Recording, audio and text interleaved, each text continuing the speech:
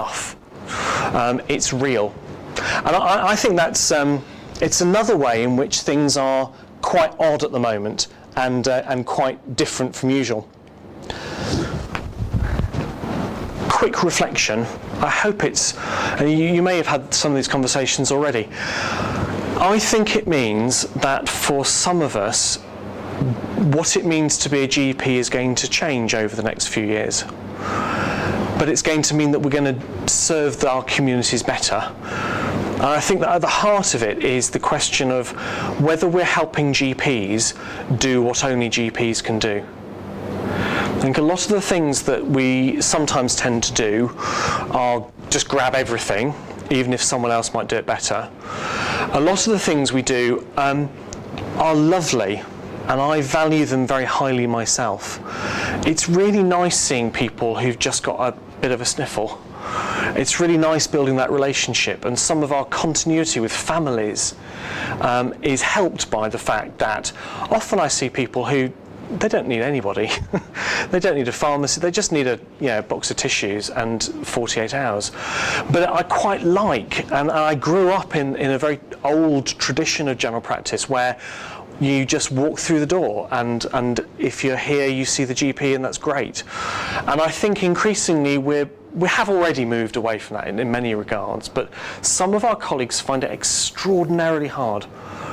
We've had some very painful conversations in our practice team about some of this stuff, and the nature of what it means to be a GP and some of the breadth of stuff we do, we're going to see changing a bit. I think there are some real wins in return for it, though. I think it means that we'll spend more time doing the complex decision making that GPs are good at, some of the really challenging, high risk, intuitive decision making and diagnostic work that GPs I think are probably uniquely good at. And then coordinating. We quite like working in teams, many GPs, but we spend virtually our entire day in a single room on our own. And I think that will be improving as well.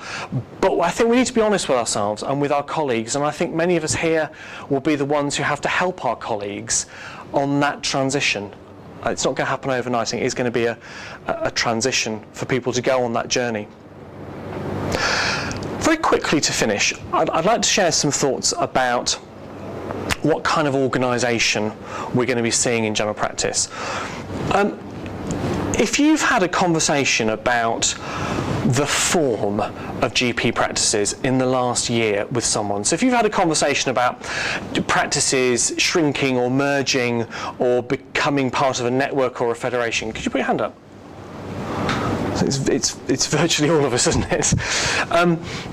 Everyone is doing this. You're not alone. It's not something weird about South Warwickshire. Everyone is asking these questions. What did I say? I do apologise. Shameful, absolutely shocking. Yeah, I really do apologise. Working in Manchester, having friends and neighbours from Liverpool, I get that. So everyone's talking about this, and I think it's a good thing to talk about. I think we've made some massive mistakes already, and I'd like to say some nots. So the first thing I'd like to say is there is not a single blueprint. And on behalf of NHS England, as the Commissioner of General Practice, I'm very happy to say, very officially, there is not a blueprint that NHS England will be publishing to tell general practice what should happen and what it should look like, either in South Warwickshire or Worcestershire. And there isn't a blueprint for many reasons. The most obvious is that one size really does not fit all. We've been down that route in the past in the NHS, and we invented Darcy centres, for example, which were a brilliant solution for central London. They really were. Brilliant idea. But for us in central Manchester, they didn't really work, and for many people they worked even less well. One size will never fit all because our populations are different, our starting points are different, people, places and geographies are all very, very different. The other thing is that actually I don't think anyone can look 20 years into the future and say, well, obviously this is the model. I think we can, though, point to some really important principles that I hope you will find helpful in your own conversations. And these are principles which we are helpfully having proven and tested out, and they're coming out of the work people do in the Challenge Fund.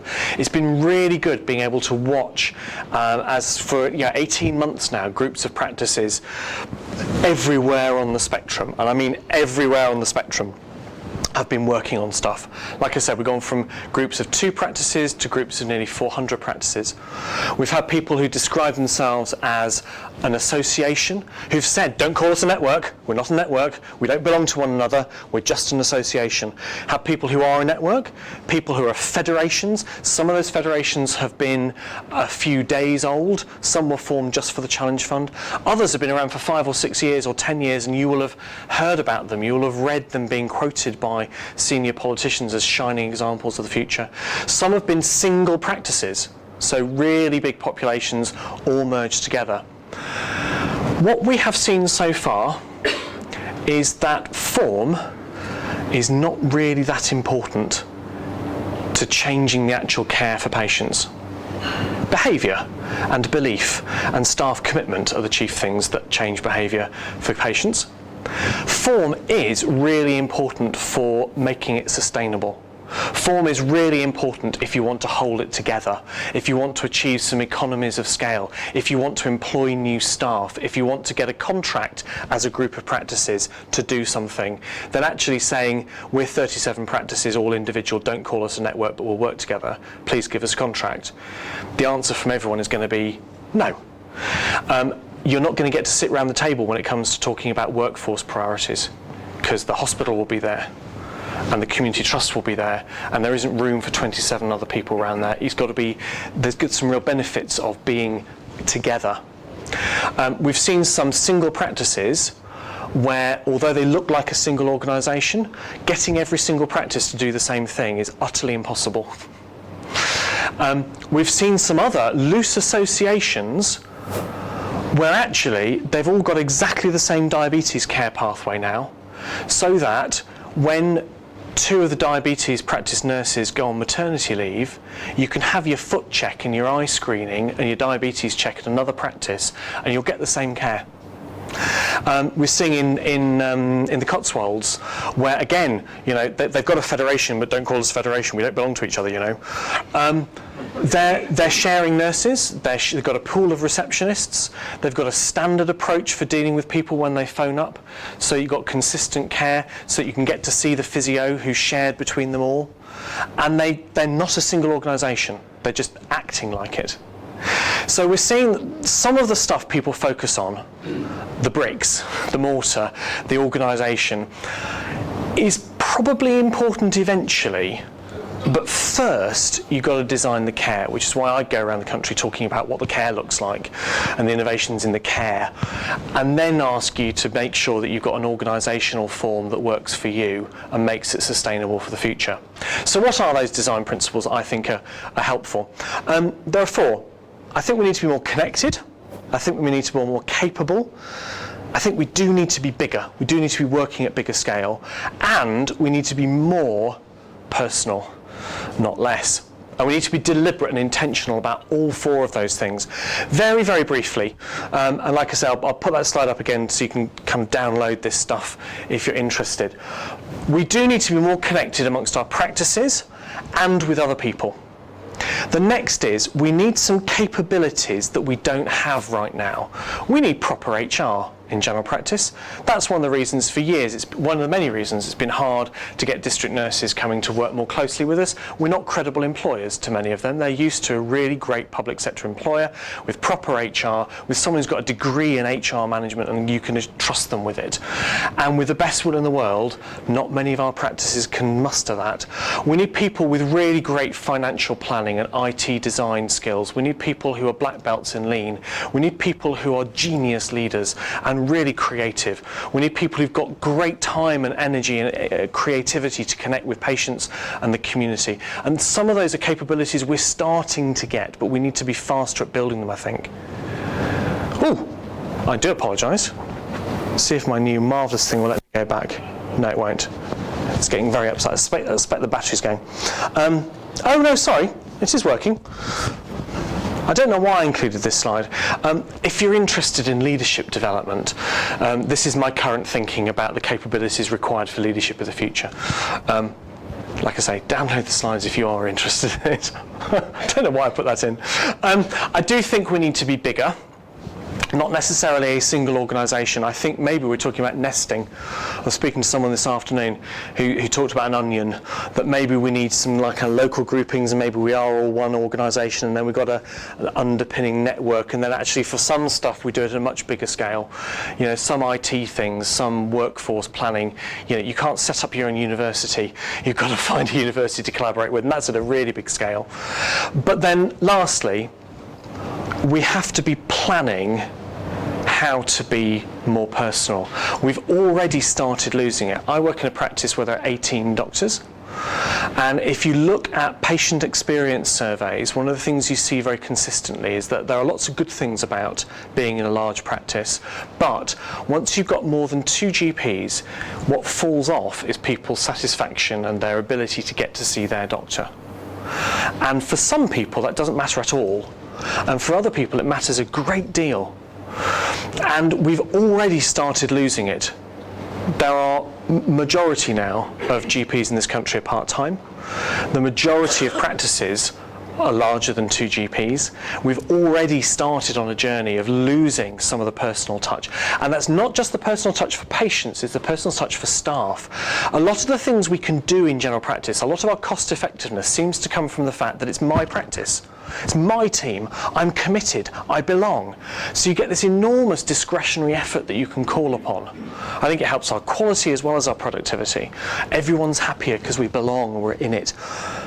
The challenge for us is, as we become more connected, as we build our size and our capabilities, as we kind of move away from what some people call the cottage industry approach, we've got to be very intentional about designing the personal connection for patients and communities and the personal connection for our staff. Because otherwise I think we're going to lose a lot of the things that make general practice good right now. Because we're not starting from a situation where we've got bad care. We've got great care, we just want to make it better.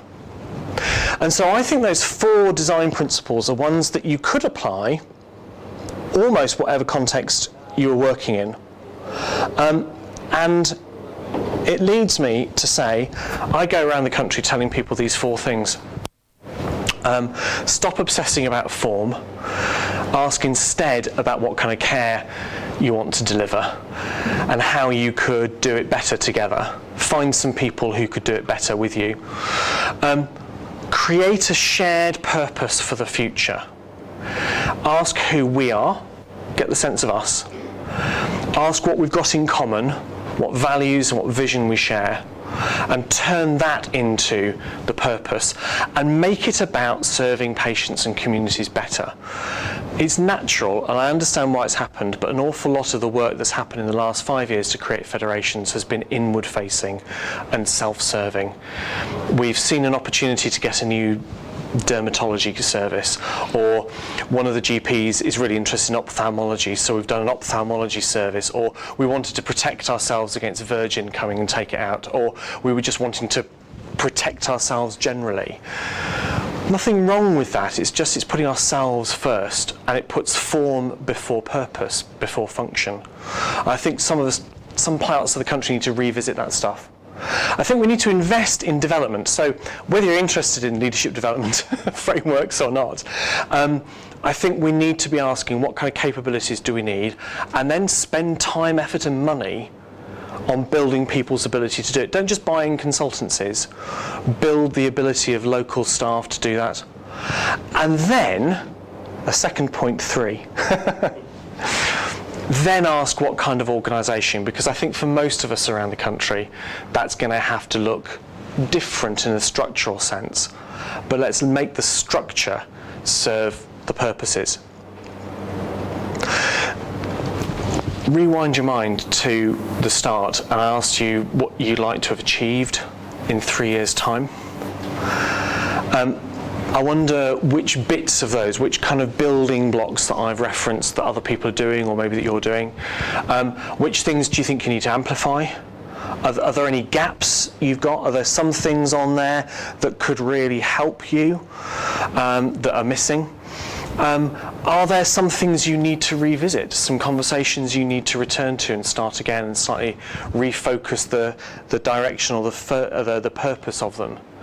And then what kind of work are you doing right now to build for that? One of the things that's really nice about something like the Challenge Fund is that although the political commission was to open for more hours, the money is available to do a whole breadth of other stuff as well.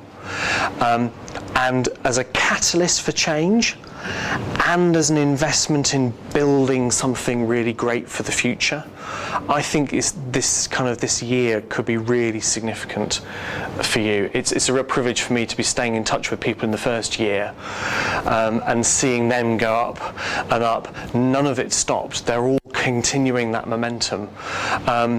Because they kind of made sure that every practice was cited on the possibilities and every practice felt confident to kind of make the very most of this. So I'd encourage you, I kind of commissioned you, if it were, to be the people who will speak to your colleagues and tell them about this and share the ideas, share the opportunities, help people be clear about why and create that purpose that's kind of focused towards the future, not just survival. Then actually I think it will help all of you in this patch to get the very most out of this year. We nationally are working as fast as we can on other stuff for the future, like what kind of contracts would be attractive and what would make it better and easier to sustain this, and for other people in the country not being part of the Challenge Fund to kind of start it. But do everything you can to kind of seize this, to create that momentum. And I'm really, really quite hopeful and optimistic that by this time next year, there'll be sustainable funding streams in place and contracts that work for you. And we'll be moving on workforce stuff, and we'll have more than just the 10 million in the 10-point plan and things like that to help you. Because a big part of my job is advocating for what you need to kind of sustain the stuff and keep it going. So I think what you're doing is brilliant.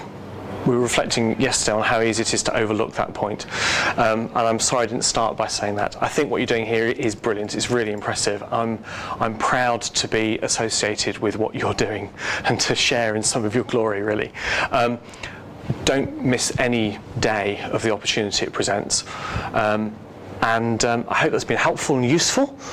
And I'm going to finish, and then we're going to have time for questions and discussion and stuff. So thank you.